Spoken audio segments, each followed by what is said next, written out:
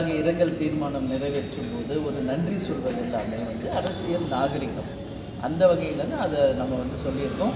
முதல்வர் அவர்களுமே என்னுடைய பிறந்தநாள் அன்றைக்கி அவர் தொலைபேசியில் தொடர்பு கொண்டு வாழ்த்து சொன்னார். அவர் மட்டும் இல்லை, அண்ணன் எடப்பாடியார், அதே மாதிரி அண்ணாமலை, தமிழிசை சவுந்தரராஜன், இந்த மாதிரி தமிழ்நாட்டில் இருக்கிற முக்கிய தலைவர்கள் எல்லாமே என்னுடைய பிறந்தநாளுக்கு வாழ்த்து சொல்லியிருக்காங்க. அவங்க பிறந்தநாளுக்கு வாழ்த்து சொல்வதும் இந்த மாதிரி தீர்மானங்கள் நிறைவேற்றும் போது நன்றி சொல்வதும் அரசியல் மாண்பு, மரபு, நாகரிகம்.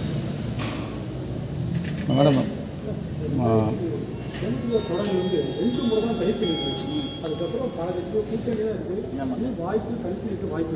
இல்லை, தனித்து நிற்கிற முடியும் அப்படின்ற ஒரு ஃபார்முலாவை உருவாக்குனதே கேப்டன் தான், தேசிய முற்போக்கு திராவிட கழகம்.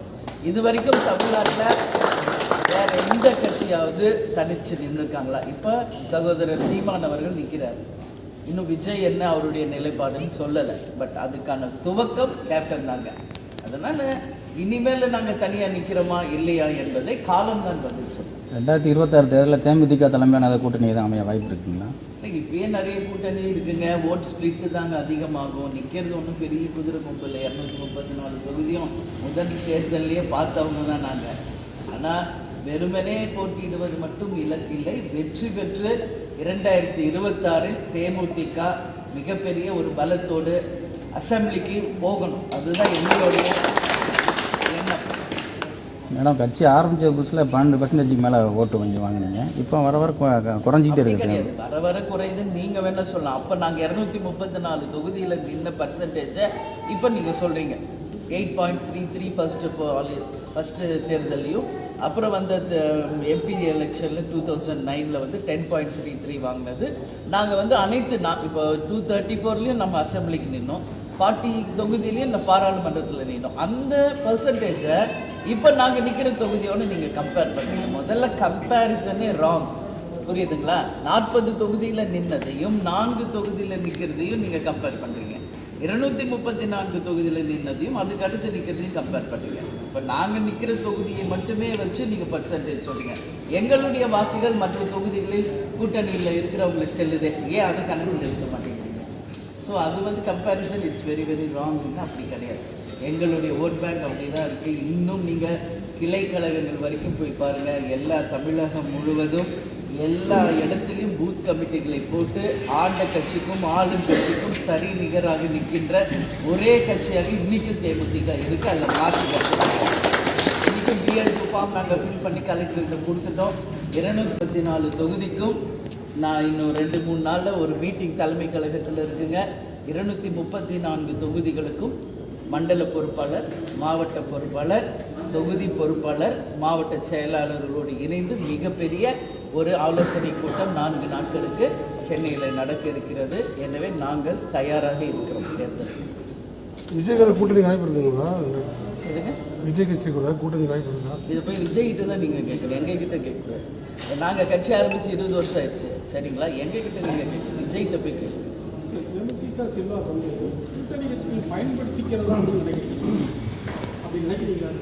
அரசியல்னாவே அதுதானங்க.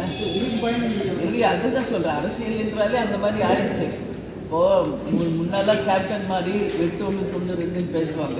கரெக்ட், இதான் முடிவுனா முடிவு, இல்லைன்னா இல்லை, அப்படி இருந்தது. அம்மையார் ஜெயலலிதாவும் அதுவும் தான், இது இருக்குன்னா இருக்குது, இல்லைன்னா இல்லைன்னு சொல்லுவாங்க. ஸோ அந்த மாதிரி இருந்தது தான். இப்போ அரசியல் ஆதாயம் அப்படிங்கிறது தேர்தலை நோக்கி தான் இன்றைக்கி கட்சிகளும் சரி அரசியலையும் நகருதுங்க. அதனால தான் நான் அன்றைக்கே என் ப்ரெஸ் மீட்டில் சொன்னேன், எங்களுடைய நகர்வும் இனிமேல் தேர்தலை நோக்கி அரசியல் கண்ணோட்டத்தில் தான் இருக்கும் அப்படின்றத நான் தெளிவாக உங்களுக்கு பதிவு வச்சுருக்கேன். தொடர்ந்து இப்போ அதிமுக உங்களுக்கு ராஜ்யசபா எம்பி வேறு நடத்திட்டே இருக்காங்க.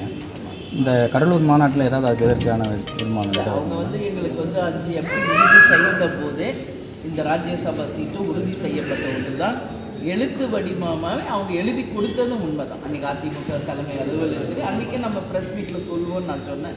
அப்போ தான் அண்ணன் எடப்பாடியார் இப்போ எலெக்ஷன் டைமாக இப்போ சொல்ல வேணாம், பின்னாடி சொல்லுவோன்னார். ஓகேன்னு அவர் வார்த்தைக்கு நம்ம மரியாதை கொடுத்து வேணான்னு நம்ம அன்றைக்கி சொல்லலை. அதுக்கு பிறகு 2025 6 எழுதி கொடுங்கன்னு நம்ம கேட்டோம். அதில் வருஷம் எழுதுவது எப்பயுமே மரபு கிடையாது. என்னுடைய வார்த்தை தான் அது எழுதி தருவதை விட என்னுடைய வார்த்தை தான் மிக முக்கியமானதுன்னு அவர் சொன்னார். ஸோ அதுக்கு மேலே அது வந்து நம்ம வந்து இன்சிஸ்ட் பண்ணக்கூடாதுன்னு நம்ம அதை இருக்கணும்.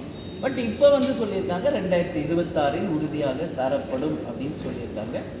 பொறுத்திருந்துருக்கோம். இல்லை அதில் வந்து அதிமுக ஏதாவது சூழ்ச்சி பண்ணியிருக்கோம் அப்படிங்கிற மாதிரி ஏதாவது இல்லை, எல்லாருமே நினச்சது 2025 கொடுப்பாங்கன்னு தான் எல்லாரும் நினச்சது. நாங்கள் பேசினது தான். ஆனால் அண்ணா வந்து இப்போ வந்து அடுத்த தேர்தலை ஒட்டி 2026 தருகிறோம் என்று அண்ணன் எடப்பாடியார் சொல்லியிருக்கிறார். பொறுத்திருந்து பார்ப்போம். பொறுமை பொறுத்தவர் பூமி ஆழ்வார். புரியுதுங்களா? பொறுமையாயிருப்போம். பொறுத்தார் பூமி ஆழ்வார். மேடம், கடலூர் மாநாடு வந்து எந்த சாட்டிகள் சொல்கிறாங்க. இல்லை, நம்ம வந்து இது கடலூரில் வந்து ஜனவரி 9ஆம் தேதிங்க மாநாடு வச்சுருக்கோங்க. அந்த மாநாட்டில் உங்களுக்கு மிகப்பெரிய அறிவிப்புகள் எல்லாமே தெளிவாயிரும். அதுலேருந்து தேர்தல் பணி மட்டும்தான் இருக்கும். இப்போ 2020 தேர்தலை மையப்படுத்தி தான் அந்த அதிமுகவோட காம்ப்ரமைஸ் ஆகிட்டீங்கன்னு எடுத்துக்கலாங்க. எது காம்ப்ரமைஸ் ஆகுதுங்க? அவங்க எழுதி கொடுத்ததை நாங்கள் சொன்னோம், சரிங்களா? அது 25 26 நாங்கள் எழுதுகின்ற போது அது எழுதக்கூடாதுமான்றாரு. சரி, நம்ம வச்சுருக்கோம். அது 25 பதில் 26ன்னு அறிவிச்சிருக்கோம். அவ்வளோதான். அதனால் பொறுத்தார் பூமி ஆழ்வார். இப்போ மாநில அரசுலையுமே கூட்டணி ஆட்சி அப்படிங்கிற ஒரு பேச்சு வந்து எடுத்துட்டு இருக்காங்க. இப்போ உங்க நிலைப்பாடு என்ன? 2026 நல்லது தாங்க. கூட்டணி ஆட்சி வந்தால் ரொம்ப நல்லது தாங்க. தப்பு ஒன்றும் கிடையாது. மொத்த பவரும் மொத்த அதிகாரமும் ஒரே கரங்களில் இருப்பதை விட கூட்டணி ஆட்சி என்பது நல்ல விஷயம். மக்களுக்கு நிறைய நல்லது பண்ணலாம். தப்பே அப்படியே ஆளுங்கட்சியை தவறு செய்தாலும் சுட்டி காட்டலாம். நிறைய நல்ல விஷயங்கள் அதில் இல்லை 2026 அது எதிரொலிக்குமா? நீங்கள் ஏதாவது கேட்க வாய்ப்பு இருக்கா? சாத்தியம் இருக்குங்க. 2026 அதுக்கான சாத்தியங்கள் இருக்கு. அதனால தான் சொல்கிறேன், எதுக்குமே இன்றைக்கே நம்ம பதில் சொல்லிட முடியாது. டைம் இருக்குது, யோசித்து நம்ம சொல்லலாம். சரிங்களா? நேற்று அமித்ஷா வந்து தமிழகத்தில் 3000 ரூபாய் டாஸ்மாக் ஊழல் பற்றி 36,000 கோடி. இப்போ நான் எந்த மாவட்டத்தில் இருக்கேன்? கரூர் மாவட்டத்தில் இருக்கேங்க. சரி, நம்ம எப்போ பாரு கூட்டணி பற்றி அரசியல் பற்றியே தான் பேசிட்டு இருக்கிறோம். ஒரு 5 மினிட்ஸ் மக்களுக்காக பேசுவோம். ஏன்னா அதுதாங்க முக்கியம்.